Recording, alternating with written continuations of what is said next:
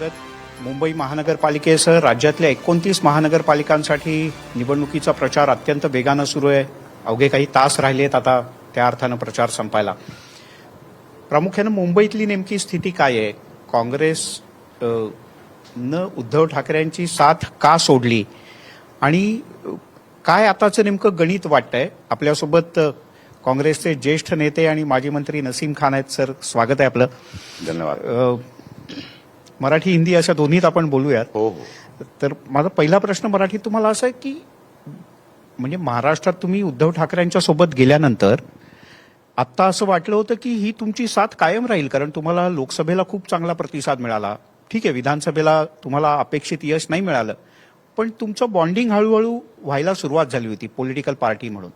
तर असं अचानक काय झालं की उद्धव ठाकरेंनी तुमची साथ सोडली, किंवा तुम्ही म्हटलं उद्धव ठाकरेंना बाबा मनसेला घेताय तर आम्ही काही येत नाही? काय झालं नेमकं? असा प्रकारचा विषय नाहीये.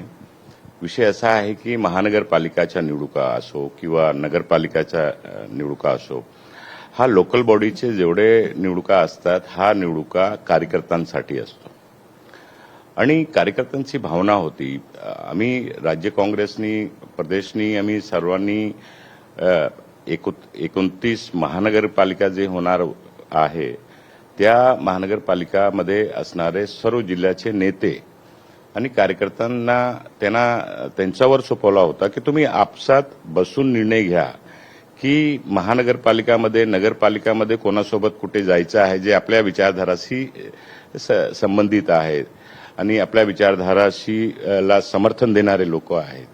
तर त्याप्रमाणे त्या लोकांनी सर्वांनी निर्णय घेतला आणि मुंबईमध्ये सुद्धा तसा प्रकारचा निर्णय घेतला. बाकीच्या अनेक ठिकाणी उभाटासोबत आम्ही आहोत, अनेक ठिकाणी आमचं गठबंधन आहे. नगरपालिकामध्ये सुद्धा अनेक नगरपालिकामध्ये गठबंधन होता, पण मुंबई महानगरपालिकामध्ये मुंबईच्या सर्व नेत्यांनी, कार्यकर्त्यांनी पूर्वीच निर्णय घेतला होता की महानगरपालिकाच्या निवडणुका आम्ही सोबत लढू आणि तसा प्रकारची भूमिका घेण्यात आली आणि तसा प्रकारचा निर्णय झालेला आहे. पण जेव्हा तुम्ही एकत्र लढला होता, जब आप एक साथ लड़े थे तो दोनों को फायदा हुआ था, यानी एक दूसरे के वोट मिले थे, हिंदी भाषिक वोट मिले थे. अगर हम कास्ट वाइज और कम्युनिटी वाइज बात करेंगे तो मुस्लिम के वोट भी उबाटा को मिले थे, उबाटा के वोट भी आपको मिले थे, तो शायद आपका फायदा हो जाता. देखिए, कांग्रेस पार्टी फायदे और नुकसान का चुनाव नहीं लड़ती है. कांग्रेस पार्टी अपनी पार्टी की विचारधारा, पार्टी के कार्यकर्ता का मान सम्मान और देश की जो, राज्य की जो परिस्थिति है, शहर की जो परिस्थिति है, उसको ध्यान में रख के निर्णय लेती है. जहां तक उबाटा का सवाल है, उबाटा के साथ लोकसभा में भी हमारा गठबंधन था, विधानसभा में भी गठबंधन था. महानगर पालिका का चुनाव, जैसे मैंने पहले कहा कि कार्यकर्ताओं का चुनाव होता है और उनकी मन माफिक हिसाब से चुनाव हमें लड़ना रहता है और उसी हिसाब से हम लोगों ने निर्णय लिया और हम लोग चुनाव लड़ रहे हैं. आज मुंबई महानगर पालिका की जो परिस्थिति है, कांग्रेस पार्टी कभी भी धर्म, जात, भाषा, प्रांत के नाम पर चुनाव नहीं लड़ती है, बल्कि जो धर्म और प्रांतवाद, भाषावाद की बात करते हैं उनके खिलाफ लड़ती है. हम सर्वधर्म समभाव की बात करते हैं. कांग्रेस की विचारा सर्वभाषा भाषी लोगों को एक साथ जोड़कर चलने की राजनीति होती है, तो वो राजनीति कांग्रेस पार्टी की है. मुंबई शहर में आज क्या हो रहा है? मुंबई में आप देखिए, 99 से लेकर 2014 तक कांग्रेस पार्टी की हमारी महाराष्ट्र में सरकार थी, कांग्रेस राष्ट्रवादी की. मुंबई का चेहरा मोहरा बदलने का काम कांग्रेस की सरकार ने किया. Ceiling, world class ceiling bridge बनाने की बात हो, MUIP योजना लाके मेट्रो 1 से लेके मेट्रो 10 मेट्रो रेल बनाने की योजना को रोड मैप बनाने की बात हो, उसकी शुरुआत करने की बात हो, पहली मेट्रो रेल 2014 में मुंबई में शुरू करने की बात हो, ईस्टर्न फ्रीवे रोड बनाने की बात हो, eastern express highway, western express highway, पूरे मुंबई की कनेक्टिविटी करने की बात हो, तो कांग्रेस पार्टी हमेशा विकास के मुद्दे पर चुनाव लड़ती है, विकास करने में विश्वास रखती है और उसी हिसाब से आज भी कांग्रेस का जो एजेंडा है, जो मैनिफेस्टो है, मुंबई ये जात पात, धर्म और भाषावाद के बात करने वालों के खिलाफ चुनाव लड़ रही है और विकास के नाम पर चुनाव. लेकिन नसीम भाई, ये बात कुछ आपकी हजम नहीं हुई, इसलिए मैं पूछना चाहता हूं कि अभी कोस्टल रोड अटल सेतु, आपने फ्रीवे की बात की, तो इन तीनों का फ्रीवे को तो छोड़िए, वो तो आप ही के जमाने में हुआ था जब पृथ्वीराज चौहान जी भी मुख्यमंत्री थे।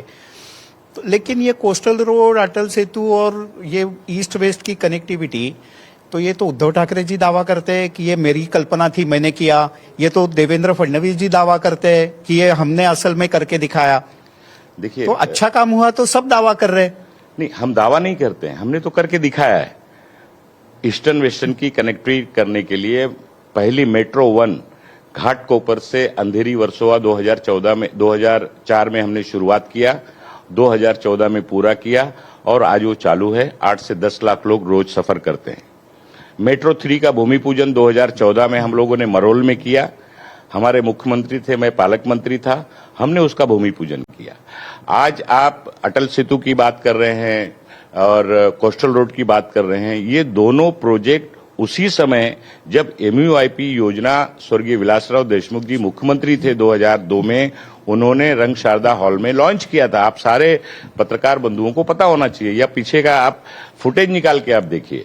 तो ये सारा पूरा जो आपको इंफ्रास्ट्रक्चर आज दिखाई दे रहा है, शुरुआत कल्पना हमारी थी, शुरुआत हमने किया है। अब 2014 में सरकार बदल गई, तो वो तो वही तो कह उसका रहे हैं श्रेय कि वो ले रहे हैं। कल्पना तो आपने की थी, लेकिन असल में लाया तो हमने, और इसीलिए तो बीजेपी। देखिए, कोई भी सरकार श्रेय ले, कांग्रेस पार्टी उसके विरोध में नहीं है, लेकिन आप जिस तरह की भाषा का प्रयोग करते हैं, जिस तरह की राजनीति आप देश में, और मुंबई जैसे शहर में, मुंबई इस देश की आर्थिक राजधानी है, मुंबई इस देश का जिसको गुलदस्ता कहते हैं, पूरे सारे जगत के लोग मुंबई शहर में रहते हैं। मराठवाड़ा के लोग मुंबई में हैं, विदर्भ और कोंकण के लोग मुंबई में हैं, उत्तर महाराष्ट्र के लोग मुंबई में हैं, यूपी, बिहार, राजस्थान, गुजरात, साउथ के लोग मुंबई में हैं, और भारत के बाहर के लोग भी मुंबई में आपको दिखेंगे। तो मुंबई शहर एक अपना संस्कृति, अपना कल्चर लेकर ये शहर आज आगे बढ़ा है, इसलिए उसको देश की आर्थिक राजधानी का दर्जा प्राप्त है। तो हम क्या मैसेज देना चाहते हैं पूरे जगत को, पूरे वर्ल्ड को और पूरे देश को? मुंबई में जो भी घटनाएं घटती हैं पूरे देश में उसका संदेश जाता है। तो सभी राजनीतिक दलों को इस बात का ध्यान रखना चाहिए। कुछ राजनीतिक स्वार्थ के लिए, वोट की राजनीति करने के लिए हम कुछ भी वक्तव्य देते हैं।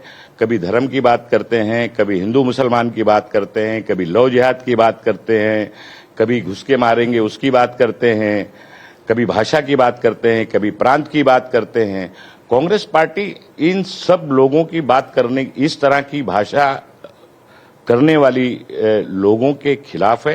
कांग्रेस पार्टी संविधान को मानती है, कांग्रेस पार्टी लोकतंत्र को मानती है, कांग्रेस पार्टी सर्वधर्म समभाव को लेकर चलती है, सभी भाषा भाषी। इसीलिए 1992 में जब मुंबई की महानगर पालिका में कांग्रेस की का झंडा फहराया गया, मुंबईकरों ने कांग्रेस को सत्ता दी, तो हमने पहला महापौर दलित चंद्रकांत हंडोरे को बनाया, दूसरा महापौर हमने राता कदम को बनाया, तीसरा महापौर हमने RR सिंह को बनाया, चौथा महापौर हमने निर्मला सावंत परबावलकर को बनाया।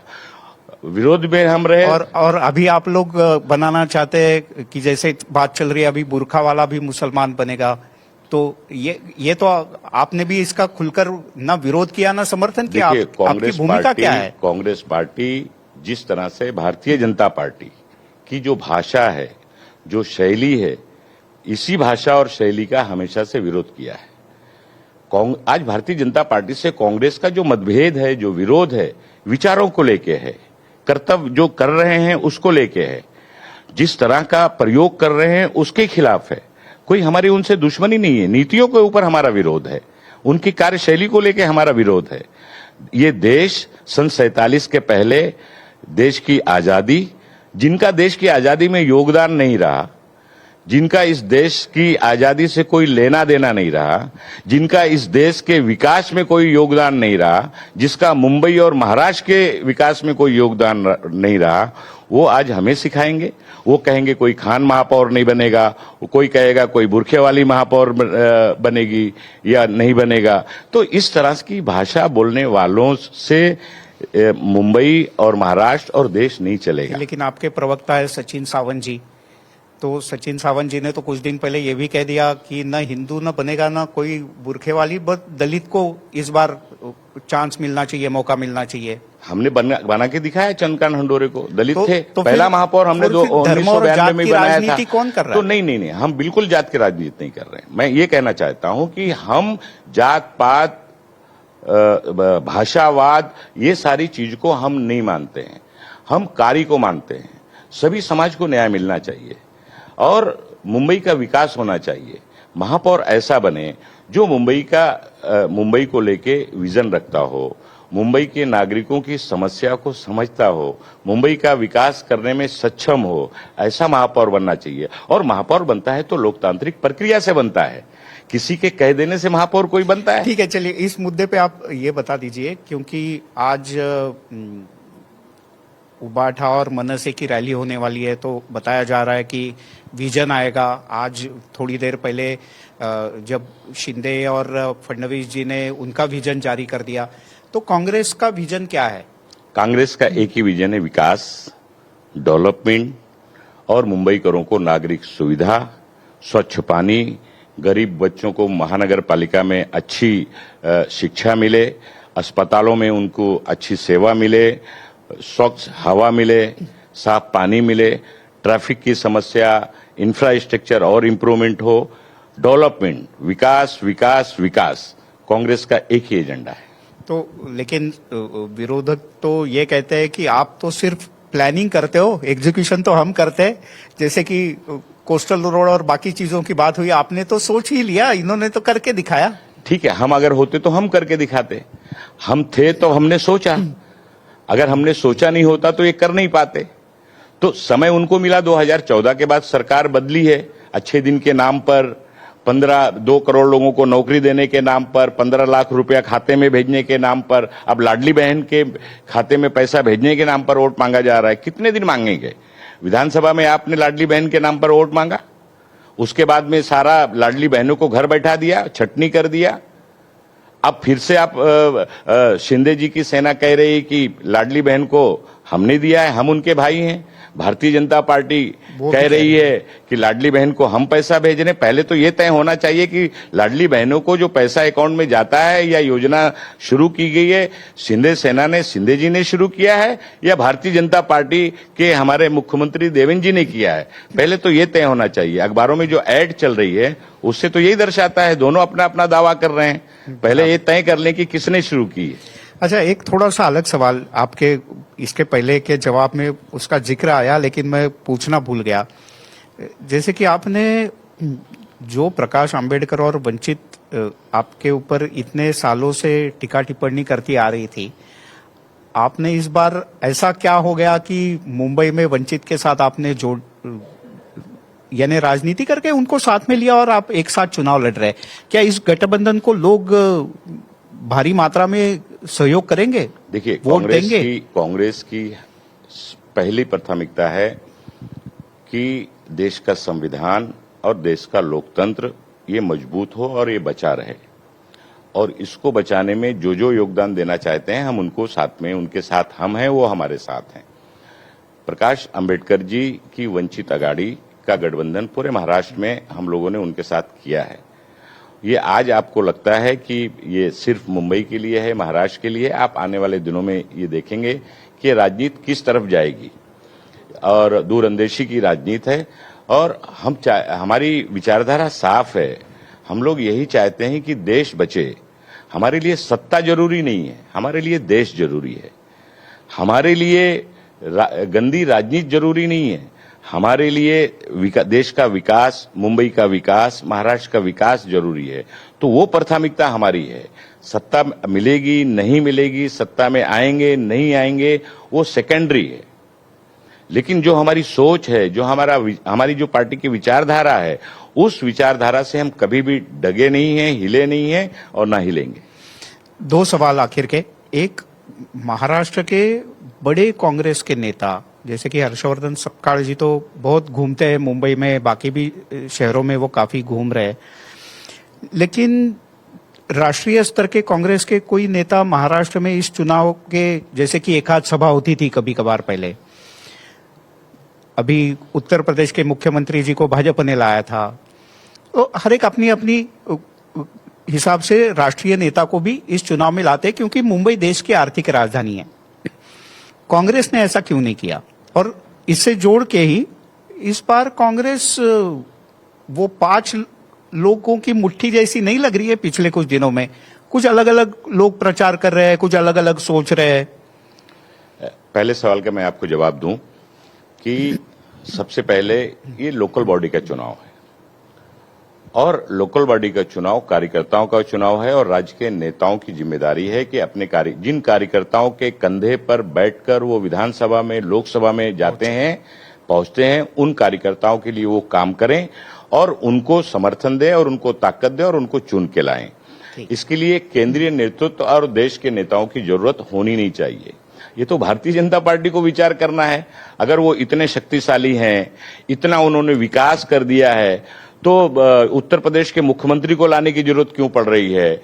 देश के केंद्रीय मंत्रियों को मुंबई में लाने की जरूरत क्यों पड़ रही है?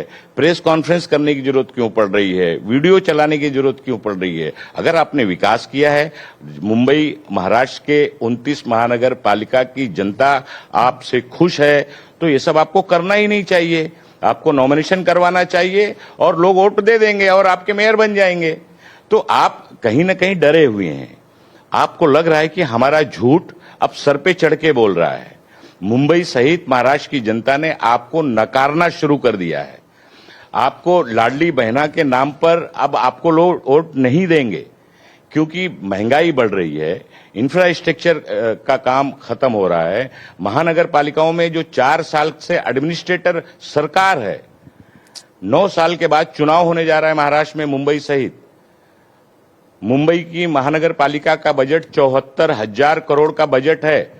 12 से 15 राज्यों से ज्यादा मुंबई महानगर पालिका का बजट है। फिर भी मुंबई करों को जो टैक्स के रूप में मुंबई महानगर पालिका में पैसा भरते हैं और उस पैसे में भ्रष्टाचार हो रहा है। मुंबई के लोगों को कोई सुविधा नहीं मिल रही है। आज स्वच्छ साफ हवा नहीं मिल रही है, साफ पानी नहीं मिल रही है, पानी में कटौती हो रही है। इंफ्रास्ट्रक्चर पूरा आप देखिए तो कहां है मुंबई में नया इंफ्रास्ट्रक्चर? आप मेट्रो की बात करते हैं, वो मेट्रो तो हमने दिया है, वो हमारी कल्पना थी। सीलिंग हमने दिया है, वो हमारी कल्पना थी। ईस्टर्न फ्रीवे हमने दिया है, वो हमारी कल्पना थी। जो आप अटल सेतु की बात कर रहे हैं, जो कोस्टल रोड की बात कर रहे हैं, ये हमारा रोड मैप था। विलासराव देशमुख जी का सपना था, वो साकार आज कुछ हमारे पीरियड में हुआ, कुछ बचा था। आपकी सरकार थी, आई, आपकी जिम्मेदारी बनती है। हर सरकार, आपने कोई मेहरबानी नहीं की, कोई एहसान नहीं किया है, ये हर सरकार का कर्तव्य होता है, वो पूरा किया है। तो उसका श्रेय लेने की बहुत ज्यादा जरूरत नहीं होनी चाहिए। चलिए देखते हैं कि आने वाले चुनाव में मुंबई और महाराष्ट्र की जनता आपको किस तरीके से वोट करती है। एनडीटीव्ही मराठी से बहुत विस्तार से बातचीत करने के लिए आपका बहुत बहुत शुक्रिया. धन्यवाद. आपण सर्वांना खूप खूप शुभेच्छा. आपण आम्हाला निमंत्रित केला या कार्यक्रमामध्ये, त्याच्याबद्दल खूप खूप आभार. धन्यवाद.